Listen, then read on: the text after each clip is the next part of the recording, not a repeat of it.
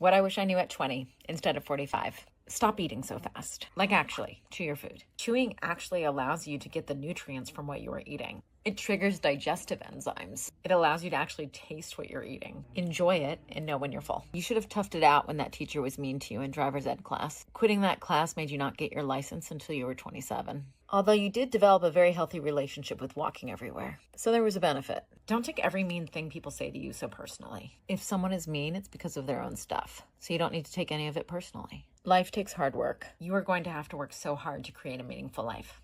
And there is nothing wrong with working hard. There's going to be these little windows of opportunity in your life that open up.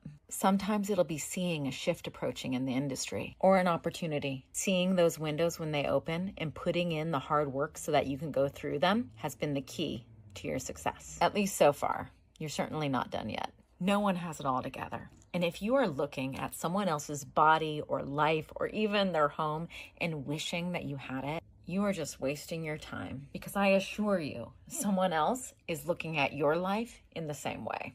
You're going to catch yourself saying, I could never have that or do that or be that. Of course, there's impossibilities in life, but don't you think you'd be so much better if you could concentrate on thinking of ways how you could make something happen? Concentrate on what is right and what you're good at and build it brick by brick. Aging is cool. I've said this before and I will say it again, but most people do not know that your location is tied to your destiny. Let's talk about how incredibly important the power of positioning is in your life journey. A few years ago, I was traveling through Spain with my family. We had spent some time in Madrid and we were taking a train to Valencia. We got to the train station early. We found a perfect spot to hang out, to relax while we were waiting for the announcement that our train was boarding. Now, about 5 minutes before departure time, we realized that we still hadn't been called. We thought maybe the train was running late. We went to the ticketing counter and we were told that our train was just leaving the station, leaving us. They had already boarded and we just missed our train. We realized that we had been at the wrong platform the entire time, and because of that, we missed all of the announcements for our train. There is nothing worse than being at the wrong place at the right time. I've said this before and I will say it again, but most people do not know that your location is tied to your destiny. We were too far away from where we needed to board, and so we missed our train. I left Maryland about 18 years ago to come to Los Angeles. A lot of people don't know this about my journey, but my original plan was to move to New York City. My best friend at the time and I were supposed to move to New York together, but no matter how hard I tried, no matter how hard I pushed, it just was not working. Now, I will be the first person to tell you that I am not easily deterred by a couple of roadblocks, but these roadblocks, they felt different. Then one day, my mom looked at me and she said, "Why do you want to go to New York anyway? LA is where things are happening. That's where you should be." Now, do not ask me how this woman knew what was going on in LA. She had never been there. She'd actually lived in New York in her 20s and she loved it. But something in her told her to tell me that LA is where I needed to be. When she said those words to me, something clicked. My internal GPS lit up. All of a sudden, I started seeing signs for LA everywhere. Now, the journey to Los Angeles was not an easy one either, but I was paying attention to my internal GPS and it was giving me directions to Los Angeles. Step by step, I was guided to every single thing that I needed in each moment, and 18 years later, here we are. This is where I was meant to be. My path and my destiny have always been tied to this place. Now, I didn't know what the future held at the beginning of this journey, but I was willing to take a huge, massive leap of faith to position myself in the right place. When I think about every single thing that has happened for me here, if I didn't take inspired action to position myself, I never would have been able to connect with those big and small pivotal moments in my life. Positioning yourself for what you want is incredibly critical to the success of your journey. If you are afraid to shift, to move, remember, you are not a tree. You can move, and even trees position themselves. Phototropism is the ability of a plant to reorient the shoot growth towards a direction of light source. Plants will reach if they need to. They will shift. They will reposition themselves to grow towards the light source. If you put a plant on its side, it will literally start shifting, start growing towards the light. It'll curve for its own survival. Now, when I say move, I'm not just talking about moving physically, although sometimes that is the answer. In my journey, I had to move. It was incredibly difficult, but for the sake of my destiny, I had to move. There was no other alternative but to leap, and so I leaped. Positioning could mean applying for that job that your mind is telling you that you're not qualified for, but you apply anyway. You end up connecting with another person at the company who ends up connecting you with another job that you're a much better fit for. And just like that, you're in because you positioned yourself. Positioning yourself could mean getting out of the house because your gut keeps nudging you to, and so you go for a walk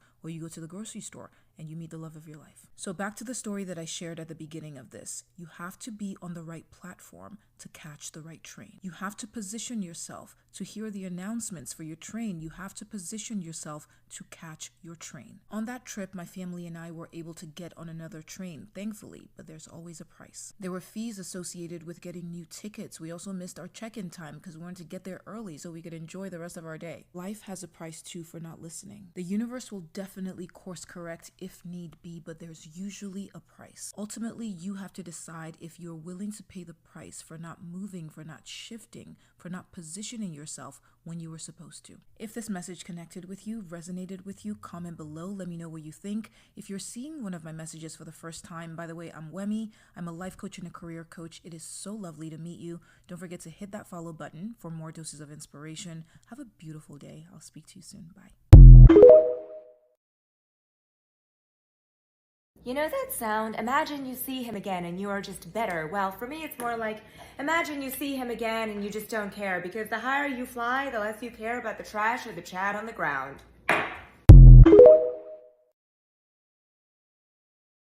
How come every time somebody says it's better to wait until you're married before you have kids, people are always like, well, he can still leave you even if you're married.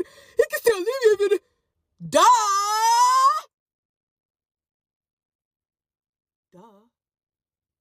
The same way you can still die in a car accident even if you have your seatbelt on, but it's probably still a good idea to put that seatbelt on when you get in the car, right? Marriage protects you and gives you benefits that being a baby mama does not. Okay? So if you want to be a baby mama, that's your call. You're grown. You can do whatever you want. But stop trying to make women who want to wait until they're married before they have kids sound like they're crazy. Thank you.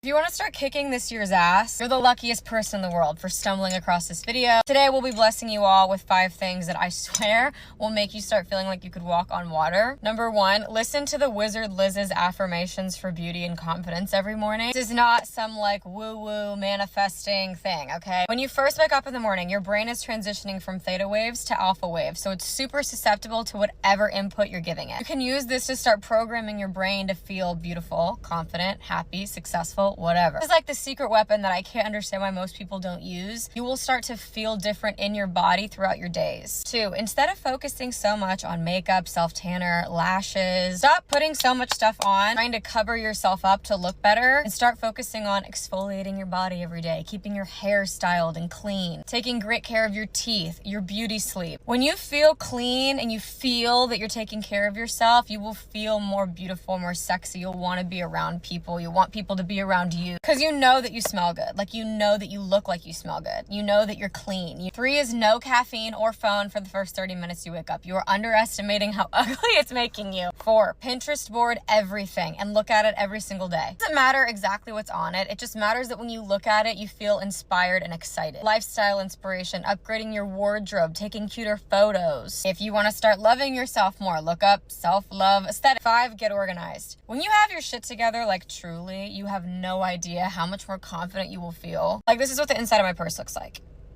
You know what I mean? Like, no one's gonna tell me shit today. And of course, when your space is clean, your mind is clean. You're welcome. Things I wish I knew in my 20s about men from a 34-year-old. If you're seeing the word busy a lot in his text, so sorry I was really busy at work, sorry I can't, I'm really busy this weekend, run. The idea that a man can be too busy to see a woman is a sad, sorry lie. Have you met a man? Funny men marry unfunny women. Men don't want to come home and see you sat in the same spot you were when they left for work, which is why I've been single for 15 years. Men don't care if you have acne. The most hot and poppin' period of my life for male attention was when I had severe acne, but my glass skin era, not a sausage. If you post mirror selfies, something ain't right, sis.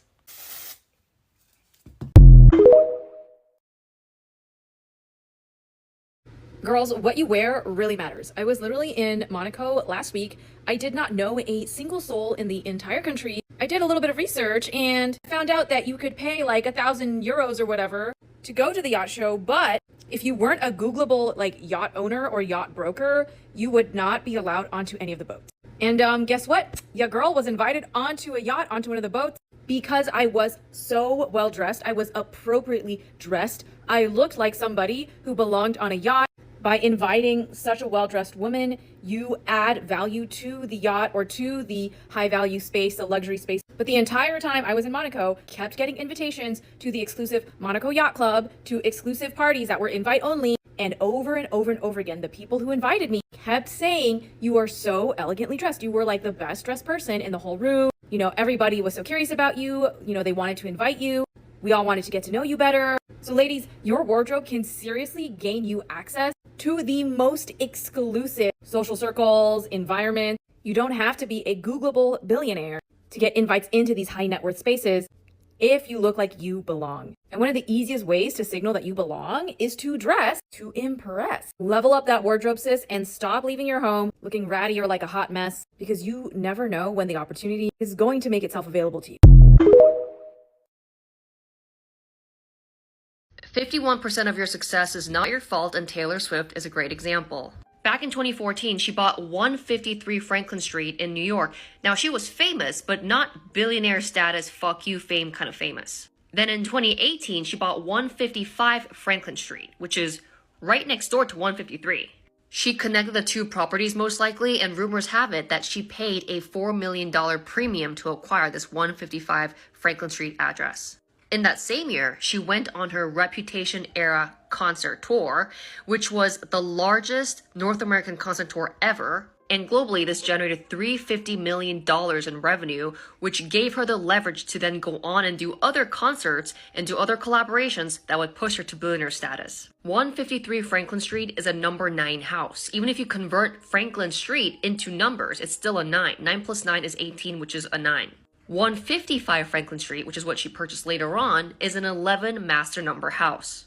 Everybody knows, especially in the numerology space, 9 is not a very good number. It's a shamanic number. It can age like fine wine, but who has the time to wait around for it to age like fine wine? She must have been living there, some shit probably went down, and she realized she had to consult with someone, probably a numerologist or an astrologer, and she bought a home that is master number 11 off market. Yes, it was off market. Now, I work with celebrities, CEOs, founders, billionaires, and you know, they might be Catholic, Christian, Jewish, whatever, but they all still believe in the stuff, numerology, astrology. They understand that the universe speaks in certain patterns. You still need to put in that 49% of your own effort. For example, Taylor Swift, that girl does have lungs, but the 51%, she knew she had to work with the unseen forces. And by the way, just because 11 worked for her doesn't mean it'll work for you. She's a life path 7, and 7 and 11s are very compatible.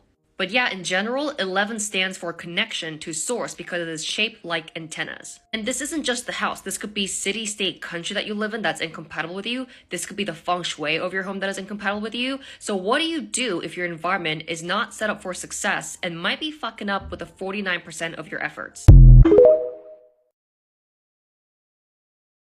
If you really want to transform yourself in 2 months, I've done this 2 times before and it does work. It's a lot of sacrifice, but it is worth it. This is what I was doing right before I got into USC, right before I started social media, like right before everything in my life changed. So the first thing that I did was I started meditating 2 times a day, which equaled 40 minutes. And this was a guided visualization by Joe Dispenza. I did that 2 times. I did the same freaking meditation every day. Now that I have the Superhuman app, that's what I've been doing. I'm gonna go back into that, having a morning meditation and then an evening one. This like really preps your mind. It shows you what you did good, what you didn't do good, where you fell. Getting specific about what you want and then getting in the feeling of it will transform your life. The second thing is I went to bed at like 9 and would wake up at like 5:30. I did this for 6 months straight. I did this for 6 months straight. I would hang out with my friends on the weekend and wake up around like 8 or 9. I started a lot of courses and side hustles. So I would go to the gym for an hour and a half, go home, do an hour and a half of side hustles. You guys, even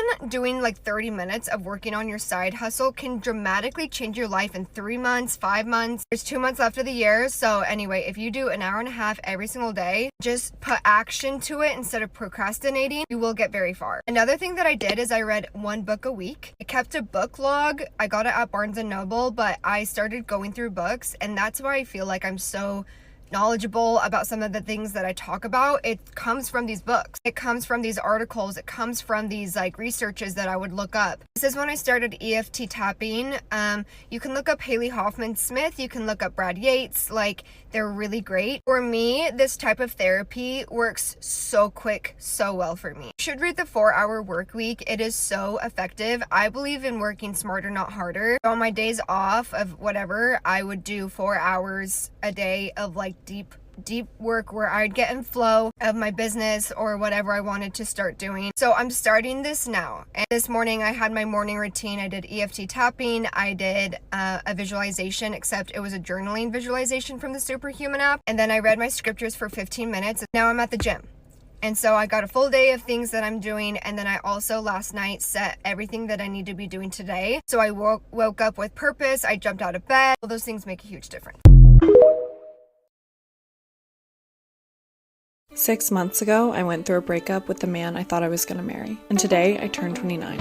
I really thought I was going to be spending my 29th birthday with my fiance, but sometimes life has other plans, so today I'm celebrating by making my own birthday cake. I think everyone deserves a homemade cake on their birthday, yet I've never ever made one for myself, and instead just hoped that those around me would show up with one. I've poured so much love into scratch cakes for my partners and my friends, learning their favorite flavors, spending hours researching the perfect recipe, and meticulously decorating a cake that they'll tell me is the best they've ever had. Yet I've never once questioned why I shouldn't give that same love to myself. I've lived my life as a serial monogamist, and this is the first adult birthday I've spent single. So in my effort to be my own partner, I'm celebrating myself the way I'd want others to.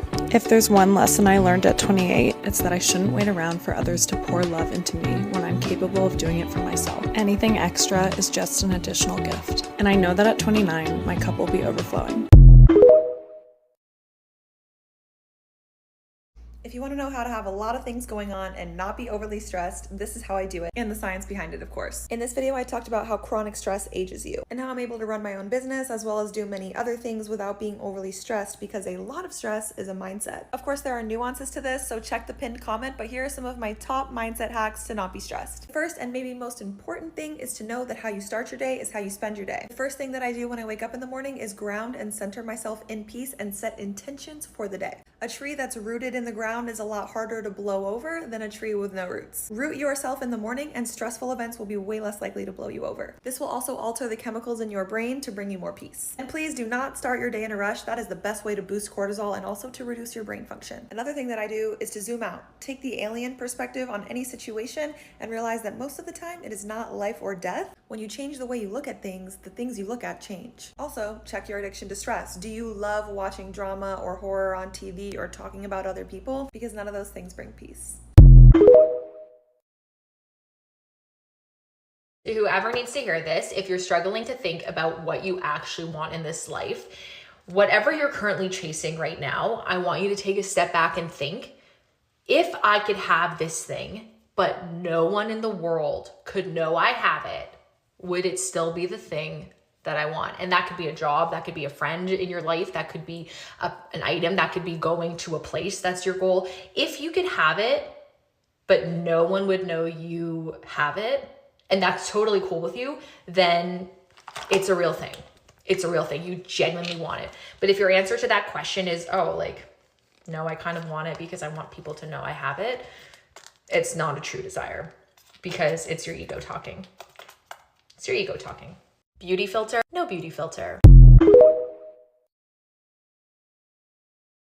I have to tell you guys the best story about finding love in your late 30s. So my hairdresser from home in California does my hair, does my mom's hair, does my sister's hair. She's the best and so cute and fun and hardworking. She's in her late 30s and single. And if you know anything about Orange County, especially South County, you know it's not a great place to date. It's mostly families. So the dating pool for men is slim pickings. So after being frustrated for many years, she kind of just gave up hope. She was turning 40. She's like, I'm never going to have kids. That ship has sailed for me. She let it go and decided to move forward and just have fun. She still looked great. She was traveling, going out, doing things for herself, and started picking up hobbies. You know I love hobbies. See my other videos. And she decided to start golf lessons. I can't remember if she joined a little golf club or was just going to a public course. Either way, she made herself a regular. She was going to her lessons, going to the little restaurant bar. Golf courses always have a little restaurant bar. Started going to the events there, making a little community at this golf course. And lo and behold, she befriended a handsome single man who was also there into golf. They started playing as a pair, I think entering little tournaments. And next thing you know, they were dating and feelings grew. And now they're engaged with a little baby. And they're so adorable and so happy. And she really thought this was never going to happen for her. So I'm just here to reiterate, it's never too late. You're never too old. And you need to pick up hobbies. That's all. Good luck. That's it. That's the magic pill. That is probably why you don't have what you want or whatever you say you want in this life. The unfortunate reality of the situation is most things worth having are on the other side of an overwhelming degree of consistency for an extraordinary period of time. How did I build social media platforms combined to over 1 million people? Consistency. I haven't missed a post in over a year. How did I build a physique that I was proud of? Consistency. I have only missed a handful of workouts in 7 or 8 years. That is not sexy. It is not fun most of the time, but that doesn't make it less true. The thing that you want most is either going to be difficult, boring, or both, as my friend Backstage says. It is the unfortunate truth, and you're not having it, you don't have it yet, because you cannot stick to something for an extraordinary period of time without the immediate payoff or result. The world belongs to those who can work without seeing the result of their continued work. If you can just extend your time horizons on your goals and stick to something for an incredible amount of time, you'll probably have what you want. Just don't stop showing up. It isn't easy, but it is simple. Don't overcomplicate it. If a tree falls in the forest and there's nobody there to hear it, does it make a sound? What do you think? Well, I have the science to answer this question. The answer is no, because sound doesn't exist outside of the brain.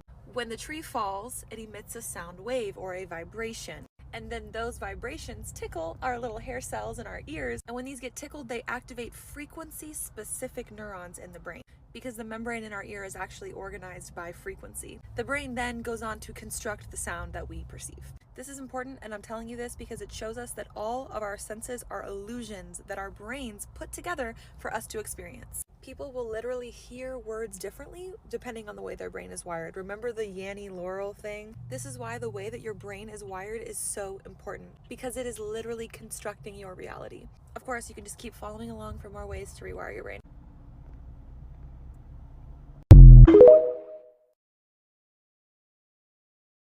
I learned this from the book called The Subtle Art of Not Giving a Fuck, so I'm going to pass it to you because it's going to blow your mind. Rejection is a necessary and inherent part of our identity, which means it is our identity because we are defined by what we choose to reject. Have you ever heard the saying, like, you accept the love that you think you deserve? So like when you see someone in a toxic relationship or you see someone not really getting what they deserve in a relationship, in a job, in whatever it is, they are subconsciously admitting to themselves and to their mind, this is what I deserve. Otherwise, I wouldn't accept it, right? So this quote that I just read you is the same exact theme. We are defined by what we choose to reject. So I want you to start focusing not just on what you do and not just on what fills up your day and fills up your schedule, but what do you definitely not let fill up your schedule? How do you protect your values and how do you protect what you deserve by saying no to certain things? Identify what you say no to. The reason why I have a strong sexual appetite for my wife is because I don't go eat burgers and fries and shakes when I'm out. I eat when I get home. My eyes, I don't go feast on other women's bodies all day and then compare my wife's body that I've been with for 26 years to somebody's body that ain't even 26 years old. I love that video. That guy's such a phenomenal creator. It is so true that if a man is like, oh, I'm not attracted to my wife anymore. Look at his search history. Look at what he's looking at on social media. It is not normal for a married man to go and look at all these naked women on a screen. Of course he's not going to be attracted to his wife anymore. He's meeting his sexual appetite. He's feeding it with a bunch of other women. Sometimes I'll even hear a woman say, I don't care if my man looks but doesn't touch. One day he's going to get bored of you because he has feasted his eyes on every other woman he had access to. Whenever a man says something like, I can't imagine being with one woman for the rest of my life. Yeah, it's because you've been feeding your lust. You're looking at naked woman after naked woman after naked woman on your social media, on your internet searches. In real life, you're staring at every other woman. And so then, yeah, by the time you look at your wife, you're like, it could be better. If looking at altered images affects women's self-esteem,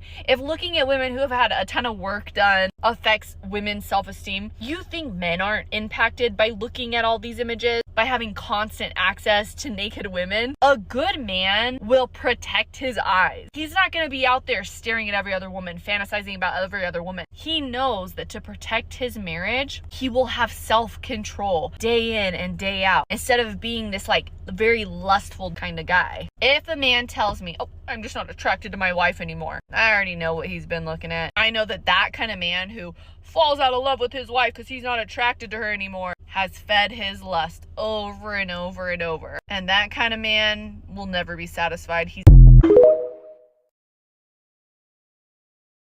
I figured out how to have better days consistently, and it's kind of blowing my mind. So there's a formula, and the formula is different for everyone. So you get a piece of paper and you're gonna list out things that make you feel good, and the way that you phrase it is this: I feel better when X. I feel better when I drink a lot of water. I feel better when I'm in a feel-good outfit. I feel better when I take a walk at night. All things that you have the power to do, so it's not I feel better when it's sunny out. Now, once you're done, everything is worth 1 point, except for the few heavy hitters. So for me, I feel better when I don't drink too much caffeine, and I feel better when I don't drink alcohol are worth 2 points each, whereas everything else is 1 point. At the end of the day, you tally up all of your points and then divide that by the maximum amount. The first time I did this, I felt like crap that night. I felt so bad, and that's when I came up with this. And so when I tallied everything up, my total was 9.5 out of 20. So that's like a 50%. Of course I feel like shit. So the next day, with all this in mind, I tried to incorporate some of the things like drinking more water, some other things on my list. I felt so good by the end of that day, and my score was 17.5 out of 20. So like, yeah, of course. And like, yes, there's always gonna be extraneous factors that can make your day better or worse that you can't help. But the whole point is that there are things that you can help. And if you do more of those things, you will consistently have better days.